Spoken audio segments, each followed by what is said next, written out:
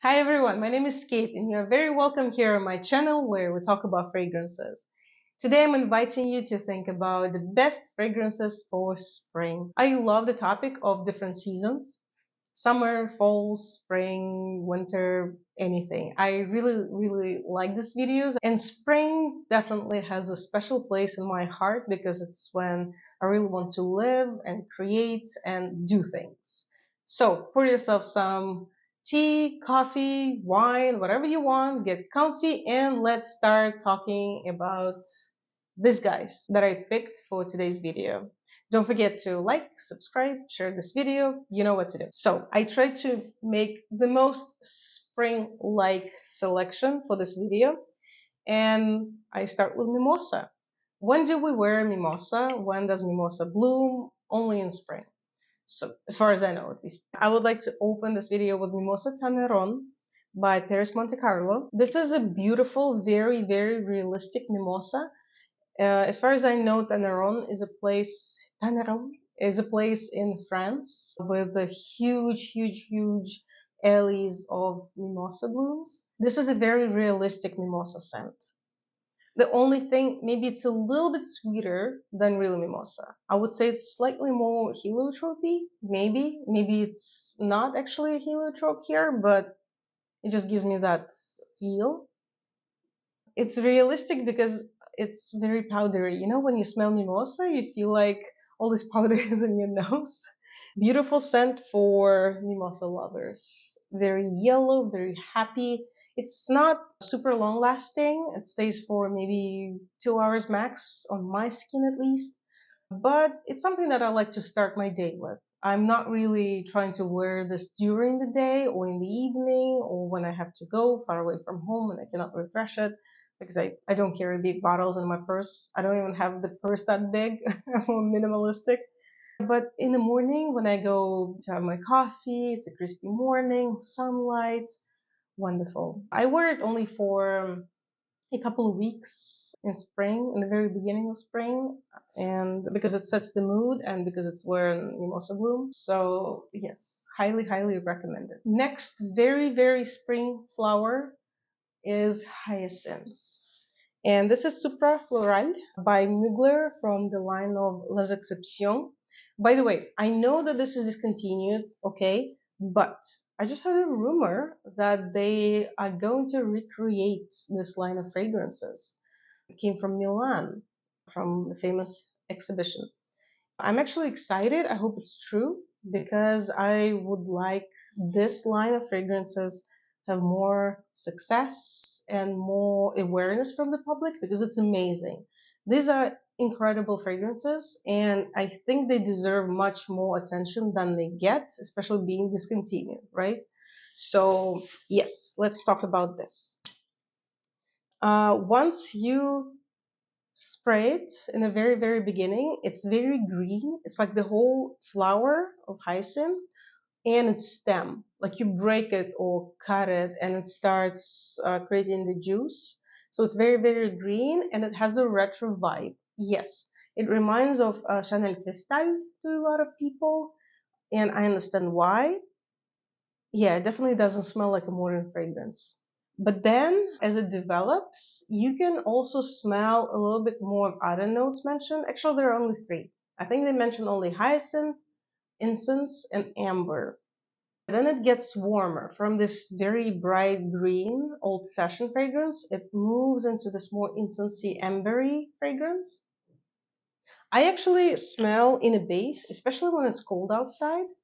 I prefer to wear this when it's a little warmer, maybe when it's sunny. I smell a little bit of bread in a base. I don't know why. It's not so much about amber and incenses, even though sometimes, yes, I catch them, I feel it. But it reminds me from another fragrance from Les Exceptions collection. I'll give you hints. It has the main note of jasmine. You can try to guess what it is. Write in the comments. I'm curious. Let's make a little trivia trivia moment here. Next, very spring-like flower, the bloom that I want to talk about, and I guess you will see that it's my favorite because there are three fragrances with a note of lilac. I will begin with En Passant by Frederic Malle. because this is the freshest of them, of the three. And yeah, it's like a real lilac flowers. Like you came to this little cute tree, or not so little, and you smell the bloom. It has this cucumber aspect, but real lilacs, they do have that cucumber aspect too, actually. I didn't realize it before I smelled this fragrance. It's not so much to say about it because I already described it. It's not super long lasting on me though. I wish it stayed longer with me. For example, with Mimosa, I don't mind that much because it's my morning scent and I like to wear something else after that. But this one I would like to stay longer because I like to wear it during the day. But it's okay. It's okay. Olivia Giacobetti, thank you for a beautiful scent.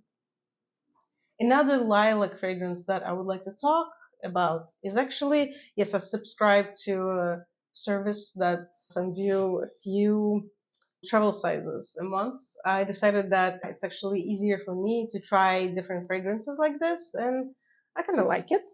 This is Sense of Wood Vetiver in Bloom. I'm sorry if you can hear any sounds, but it's been for weeks outside. It's spring, and everybody starts to repair everything that's broken. And please just try to ignore if you hear anything. I hope mic helps, but I know it's not the most powerful one, so it might not block everything. Okay, so Vetiver in Bloom, Sense of Wood. It's actually the first fragrance that I tried from this house, and I like it a lot. Not really sure what it's called, Vetiver. I guess it's the perfumer's fantasy on how they imagine blooming vetiver. I'm not really even sure if vetiver blooms, but whatever. Tell me if you know more about vetiver than I do. And yeah, it smells like lilacs, a little sweeter, softer, with a green note. Yes, I think I can smell vetiver. It's more fresh. It's not a nutty vetiver, like when it reminds a nut. It's more of a green grassy one here. So this one is less natural smelling than en passant, but still not too sweet. It does have sweetness.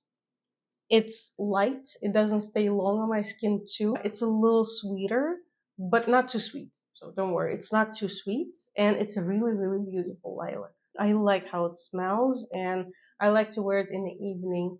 Also, the color is pretty cool. It's like dark, kind of denim blue. And the last lilac for today. Not the last fragrance, just the last lilac.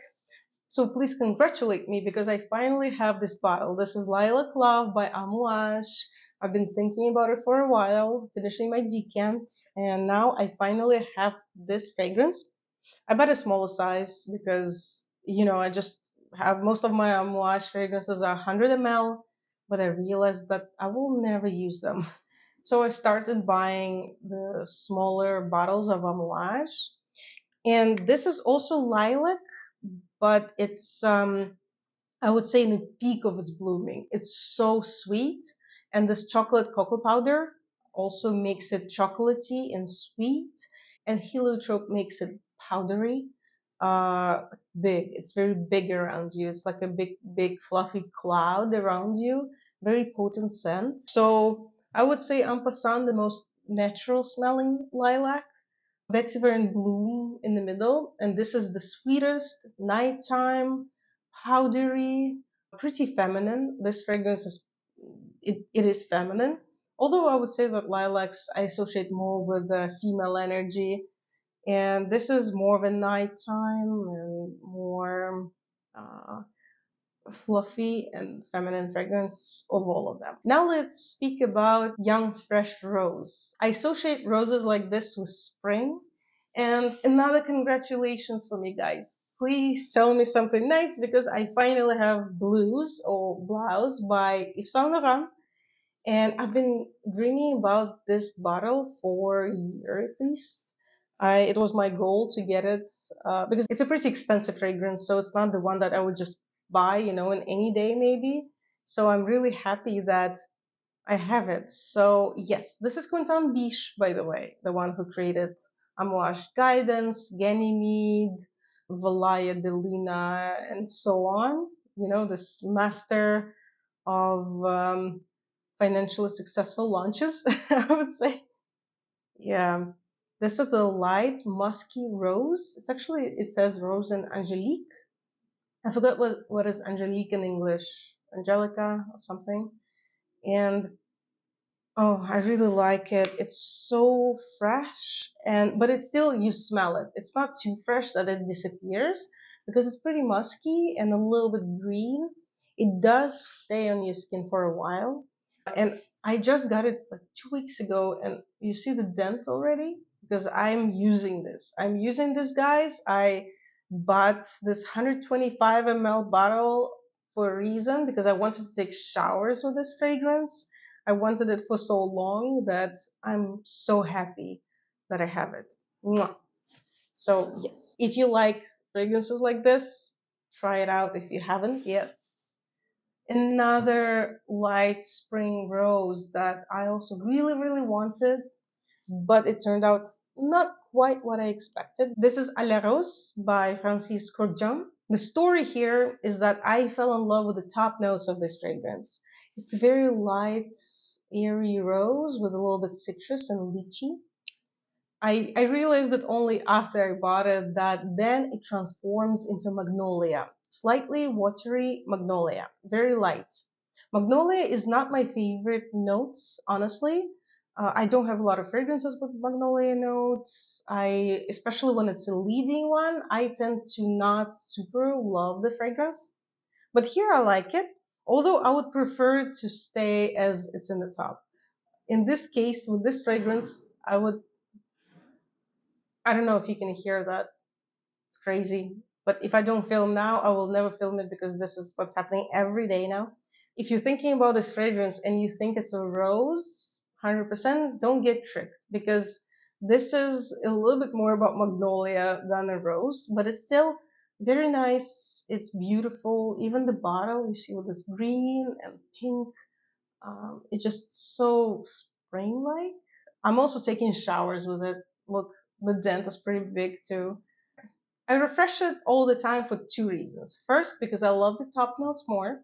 And second, because it's pretty light. It's not a very, very long lasting scent, but I also didn't expect it to be super long lasting. This is not Baccarat Rouge or Grand Soir or something like this, because this is a very light spring rose and it's fine. I think it's supposed to be like this. I don't expect it to be beast mode because it shouldn't. And two fragrances left. Let's start with Kilian. This is Good Girl Gone Bad. When I was a student, I was dreaming about this fragrance. I don't know for sure why I never got it. Maybe because it seemed very expensive. This is such a staple now. This is a modern classics and I love it. This is tobacco, very aristocratic tobacco. It's not the in your face one, not very strong. No, this is kind of light tobacco with tuberose, green tuberose. It's definitely not the sweet lactonic tuberose that we find sometimes. No, this is a green one with a stem and apricot. Yeah, it's pretty fruity, naughty fruity. It's a great fragrance if you like the staples like this. I know it's been the signature scent for a lot of women for many years. I don't need the whole bottle because I don't use it as much now, but I still like it and I use it in spring. So usually it's April and May when I really love to spray this on me and I feel the best. Love it. And the last fragrance for today, also a little bit sentimental for me personally. This is Narciso Rodriguez for Her Forever. I really like the original for her at the toilette in a black bottle. It's a beautiful fragrance. I just adore it. It used to be my signature for some time when I was younger. And I like this because they use the kind of the body of EDT and they decided to water it down, I guess, because it's much lighter. It's not as potent and strong as EDT because that one is pretty aggressive.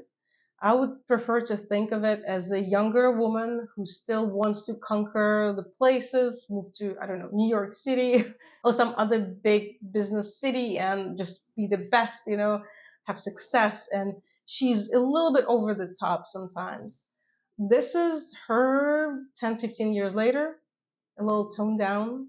calmer, nothing to prove. The same character, still this like strong character, you know, this woman knows what she wants, but she really doesn't have to prove anything. That's how I see it. Maybe this was an idea behind it because all these young women who fell in love with for her, now they have become older and they want something slightly different. And I think this is an anniversary her made for 20 years of for her. Can you imagine 20 years already? They state that there is a Smanthus note here, and somebody in the comments I think mentioned that they smell a Smanthus.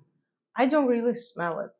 I just smell this abstract flowers and musks, regular for her, both EDP and EDT, but toned down, a little more watery, not as strong. It doesn't stay as strong too, but I like it anyway because I don't need the original one anymore. Maybe sometimes sentimentally I can spray it once a year just to remember it, but not much. This is more comfortable to wear. Let me know if you do smell osmanthus in it because I maybe there is something, but it's not very strong. It's not like a niche fragrance that has a name osmanthus on it and you can smell only osmanthus there. It's something else. Okay, guys, thank you so much for being with me. Let me know what do you wear this spring, and also tell me what do you think about these guys here. I'm really curious. Wish you a great day and see you in the other videos. Bye bye.